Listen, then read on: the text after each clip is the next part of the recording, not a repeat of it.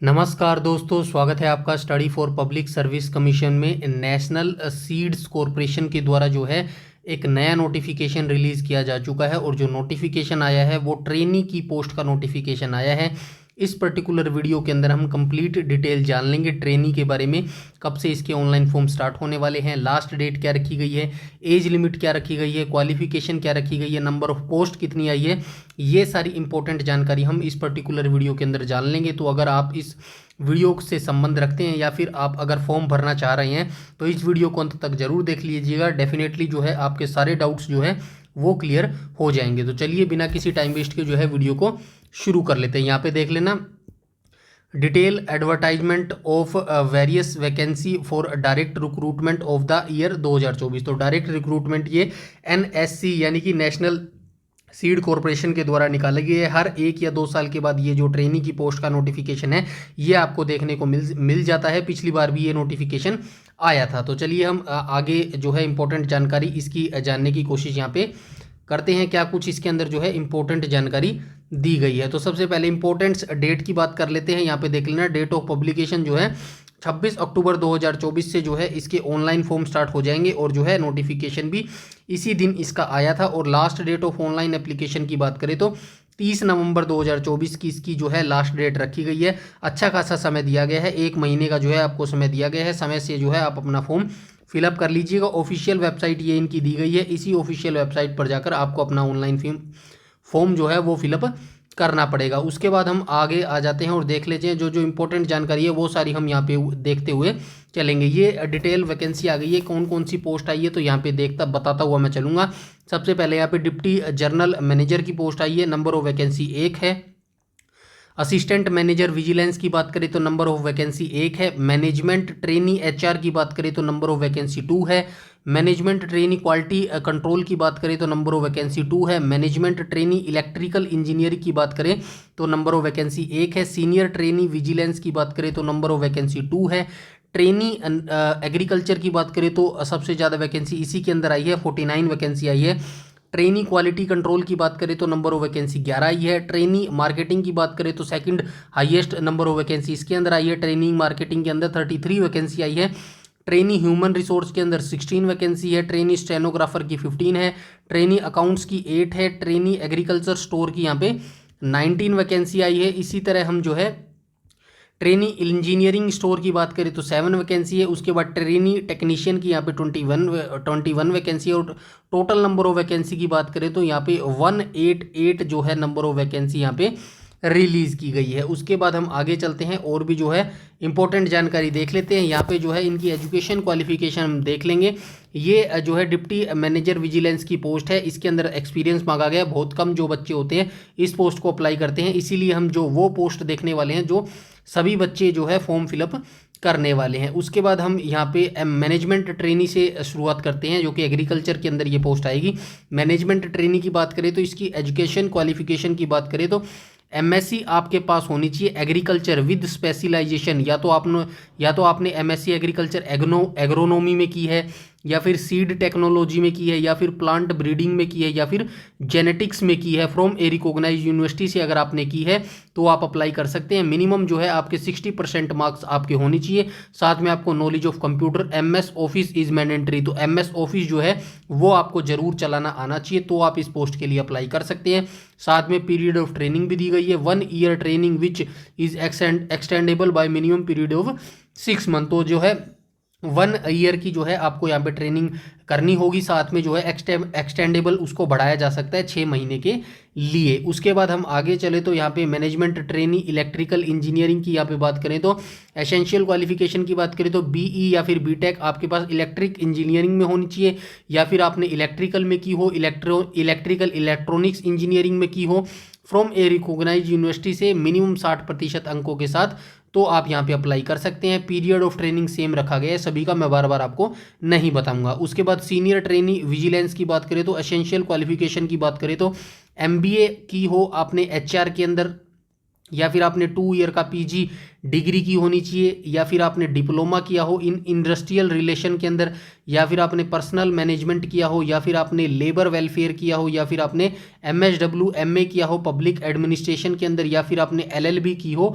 With a recognised university institution with minimum 55% mark के साथ, तो आप अप्लाई कर सकते हैं। उसके बाद कहा गया है should have knowledge MS office की नॉलेज हर पोस्ट के लिए आपको होनी चाहिए, साथ में जो है पीरियड ऑफ ट्रेनिंग सबका सेम रखा गया है। उसके बाद हम आगे बात करें यहाँ पे ट्रेनिंग एग्रीकल्चर की बात करें तो एजुकेशन क्वालिफिकेशन BSc एग्रीकल्चर आपने की होनी चाहिए मिनिमम 60% अंकों के साथ, तो आप अप्लाई कर सकते हैं। MS ऑफिस आपको चलाना आना चाहिए। वैसे ही हम ट्रेनिंग QC की बात करें तो BSc एग्रीकल्चर विद मिनिमम 60% अंकों के साथ अगर आपके पास है तो आप यहाँ पे अप्लाई कर सकते हैं। उसके बाद हम ट्रेनिंग मार्केटिंग की बात करें तो BSc एग्रीकल्चर आपकी होनी चाहिए मिनिमम 60% अंकों के साथ, तो आप अप्लाई कर सकते हैं। कंप्यूटर के MS वर्ड आपको चलाना आना चाहिए। वैसे ही हम आगे चलते हैं ट्रेनिंग यहाँ पे HR की आप जो है पोस्ट देख लेना।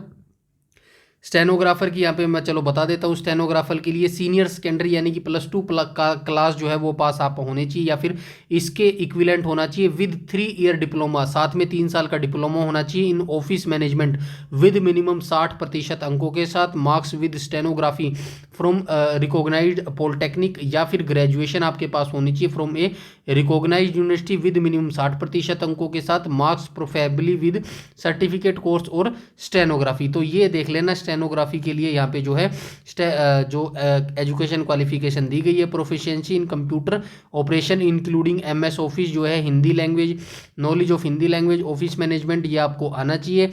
उसके बाद शॉर्ट हैंड स्पीड यहाँ पे दी गई है test at speed of 80 word per minute जो है आपकी यहाँ पे शॉर्ट हैंड की स्पीड भी होनी चाहिए। वैसे ही हम ट्रेनी अकाउंट की बात करें तो ट्रेनी अकाउंट में जो है BCom पास आप होने चाहिए मिनिमम 60% अंकों के साथ, तो आप अप्लाई यहाँ पे कर पाएंगे। MS ऑफिस का आपको ज्ञान होना चाहिए। ट्रेनी एग्रीकल्चर स्टोर की बात करें तो BSc एग्रीकल्चर आप होने चाहिए मिनिमम 60% अंकों के साथ, तो आप अप्लाई कर सकते हैं। MS ऑफिस की आपको जानकारी होनी चाहिए। वैसे ही ट्रेन इंजीनियरिंग स्टोर्स के भी लिए जो है आप यहाँ से अपनी जो है एजुकेशन क्वालिफिकेशन देख सकते हैं। ऐसे ही हम आगे आ जाएंगे।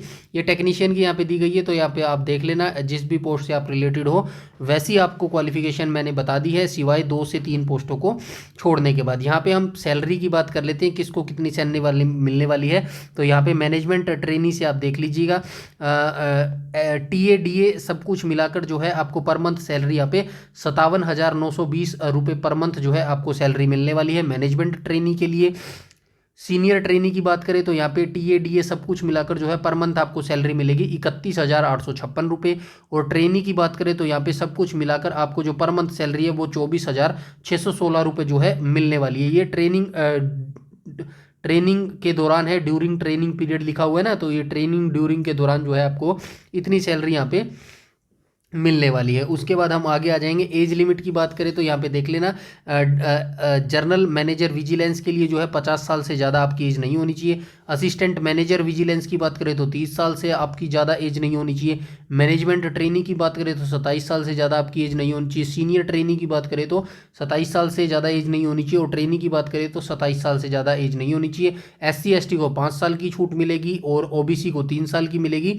वैसे ही जो बच्चे जिस रिजर्वेशन कैटेगरी से है वैसे आपको यहाँ पे बेनिफिट मिलने वाला है। उसके बाद हम डिटेल ऑफ सिलेक्शन प्रोसीजर की बात कर लेते हैं। यहाँ पे देख लेना ये डिप्टी जनरल मैनेजर की विजिलेंस और असिस्टेंट मैनेजर विजिलेंस के बारे में बताया गया है। डिप्टी जनरल मैनेजर का स्टेज 1 कंडक्ट करवाया जाएगा, स्टेज 2 में डॉक्यूमेंट वेरिफिकेशन और होगी, और स्टेज 3 में आपका पर्सनल इंटरव्यू होगा। और असिस्टेंट मैनेजर विजिलेंस की बात करें तो सबसे पहले कंप्यूटर बेस्ड टेस्ट होगा, उसके बाद DV होगा, और उसके बाद पर्सनल इंटरव्यू होगा। यहाँ पे रिमार्का में ये बताया गया है कि जो ये कॉरपोरेशन है NSC जो कॉरपोरेशन है based on number of application, तो ये जो फॉर्म भरे जाएंगे इसके आधार पर एक कमेटी गठित की जाएगी। अगर पर्याप्त मात्रा में जो है फॉर्म नहीं भरे जाते हैं तो डायरेक्ट आपका जो है इंटरव्यू कंडक्ट करवा लिया जाएगा। शॉर्ट फॉर्म में मैंने आपको बता दिया है। उसके बाद हम देख लेते हैं मैनेजमेंट ट्रेनी। यहाँ पे देख लेना management trainee, senior trainee and trainee के बारे में बता दिया गया है किसके लिए क्या रहने वाला है। मैनेजमेंट ट्रेनी का सबसे पहले कंप्यूटर बेस्ड टेस्ट होगा, स्टेज 2 में जो है based on the mark mark merit of CBT candidate will be called for interview and document verification. और स्टेज 3 में जो है taking into together CBT and interview mark candidate will be finally shortlist for selection, everything is found in order document verification. तो देख लेना stage 1, stage 2 और stage 3 में जो आपका इंटरव्यू कंडक्ट करवाया जाएगा। सीनियर ट्रेनी के लिए भी पहले आपका रिटन टेस्ट होगा, उसके बाद based on mark of CBT candidate will called for document verification के लिए बुलाया जाएगा स्टेज 2 में। उसके बाद जो है based on the merit of CBT the candidate will finally shortlist for the selection if everything is found in document certificate. Training के लिए भी सेम रखा गया है, पहले आपका CBT 1 होगा, कंप्यूटर बेस्ड टेस्ट होगा, उसके बाद based on mark CBT skill test in case of trainee stenographer, मतलब ये जो स्टेनोग्राफी की पोस्ट होगी उसके लिए आपका शॉर्ट हैंड करवाया जाएगा और बाद में जो है आपका स्टेज 3 कंडक्ट करवाया जाएगा। इस हिसाब से जो है ये आपका सिलेक्शन प्रोसीजर रहने वाला है। और यहाँ पे बताया गया है, ये देख लेना, a candidate should apply for only 1 post. तो कोई एक बच्चा जो है एक ही फॉर्म अप्लाई कर सकता है, ये थोड़ा सा आप ध्यान रखिएगा। Many form other many post जो है मत भर देना, एक बच्चा एक ही पोस्ट यहाँ पे भर सकता है। उसके बाद पैटर्न ऑफ एग्जामिनेशन को देख लेते हैं। यहाँ पे पैटर्न ऑफ एग्जामिनेशन दिया गया है, यहाँ पे देख लेना। पैटर्न ऑफ एग्जामिनेशन में क्या कहा गया है, सबसे पहले CBT आपका एग्जाम होगा जो कि 90 मिनट का रहने वाला है। टोटल नंबर ऑफ क्वेश्चन जो है 100 क्वेश्चन आपसे पूछे जाएंगे। पार्ट 1 के अंदर 70 क्वेश्चन पूछे जाएंगे। Question on subject knowledge in respective discipline of the subject, जो भी पोस्ट को आपने जिस सब्जेक्ट से भरा होगा उसके 70 क्वेश्चन पूछे जाएंगे। पार्ट 2 के अंदर 30 क्वेश्चन पूछे जाएंगे। क्वेश्चन एंड एप्टीट्यूड, मतलब मैथ 30 क्वेश्चन में आपसे क्या पूछा जाएगा, मैथ पूछा जाएगा, रीजनिंग पूछा जाएगा, करंट अफेयर पूछा जाएगा, GK GS पूछी जाएगी, कंप्यूटर से क्वेश्चन जो है वो आपके पूछे जाएंगे। मार्क पर करेक्ट आंसर, जो एक क्वेश्चन ठीक करेगा उसको 1 मार्क मिलेंगे। नेगेटिव मार्किंग भी रखी गई है, 0.2 नेगेटिव मार्किंग रखी गई, यानी कि 1/4 इसके अंदर नेगेटिव मार्किंग रखी गई। मैक्सिमम मार्क्स जो है 100 क्वेश्चन 100 मार्क्स के रहने वाले हैं। मिनिमम क्वालिफाइंग मार्क्स भी रखे गए हैं 35 मार्क्स आउट ऑफ 100 मार्क्स। तो 35 मार्क्स जो है वो आपको लेने पड़ेंगे 100 मार्क्स के अंदर से। तो मिनिमम क्राइटेरिया यहाँ पे सेट कर दिया गया है। यहाँ पे शॉर्ट लिस्ट ऑफ कैंडिडेट भी बता दिया गया है, ये देख लेना। A candidate shall be shortlisted for the recruitment process only after securing minimum qualifying mark 35 marks out of 100 CBT further more qualifying minimum examination। ये बताया गया है कि एक सिक्योर मिनिमम जो है 35 मार्क्स यहाँ पे रखा गया है। उसके बाद तो यहाँ पे कोई ज़्यादा जानकारी नहीं है, मेरे हिसाब से सारा मैंने बता दिया है। मोड ऑफ एग्जामिनेशन बता दिया मैंने, ऑनलाइन फॉर्म आपको भरना पड़ेगा, ये इनकी ऑफिशियल वेबसाइट है। डेट मैं ऊपर बता चुका हूँ, एक बार फिर से बता दूंगा, यू डोंट वरी। उसके बाद ये रोल रिस्पॉन्सिबिलिटी बताई गई है, किसको क्या, किस पोस्ट का क्या काम है, ये यहाँ पे बता दिया गया है। उसके बाद term and condition, application fees की बात करें तो यहाँ पे देख लेना, एप्लीकेशन फ़ीस जो है 500 रुपीज़ आपको ऑनलाइन पे करना पड़ेगा। और देख लेना SC ST को यहाँ पे कोई भी फीस नहीं देनी, आर नॉट रिक्वायर्ड टू पे। तो SC ST PWD कैंडिडेट्स को कोई फीस नहीं भरनी। जो जर्नल हो गया, OBC हो गया, EWS हो गया, इन सभी को जो है 500 रुपये फीस यहाँ पे करनी होगी। उसके बाद ऑनलाइन फॉर्म आपको ये भरना है। तो ये यहाँ पे नोटिफिकेशन ओवर हो चुका है। यहाँ पे मैं दोबारा से एक बार आपको रिमाइंड करवा देता हूँ, commercial online registration of application by candidate. तो ये 26 अक्टूबर से आपके ऑनलाइन फॉर्म स्टार्ट हो जाएंगे। लास्ट डेट की यहाँ पे बात करें तो 30 नवंबर लास्ट डेट रखी गई है। और कंप्यूटर बेस्ड जो एग्जामिनेशन है वो 22 दिसंबर 2024 टेंटेटिव बताया गया है। तो ये एग्जाम डेट भी यहाँ पे बता दी गई है। 26 अक्टूबर से आपके जो फॉर्म है वो स्टार्ट हो चुके हैं। लास्ट डेट 30 नवंबर रखी गई है और 22 दिसंबर को जो है आपका एग्जाम होने वाला है। तो ये सारी डिटेल मैंने आपको बता दी है। आई होप आपके सारे डाउट जो है वो क्लियर हो गए होंगे। चैनल पर पहली बार विजिट कर रहे हैं तो चैनल को सब्सक्राइब कर लीजिएगा और बेल आइकन बटन को टैप कर लीजिएगा ताकि समय पर आपको सारी नोटिफिकेशन मिलती रहे। यूट्यूब पर अगर आप हमें फॉलो करते हैं तो प्लीज़ हमारा टेलीग्राम ग्रुप जरूर से जरूर ज्वाइन कर लीजिएगा। सारी नोटिफिकेशन, सारी अपडेट सब कुछ वहीं पर बता दिया जाता है। इस वीडियो में इतना ही रखते हैं, तब तक के लिए धन्यवाद।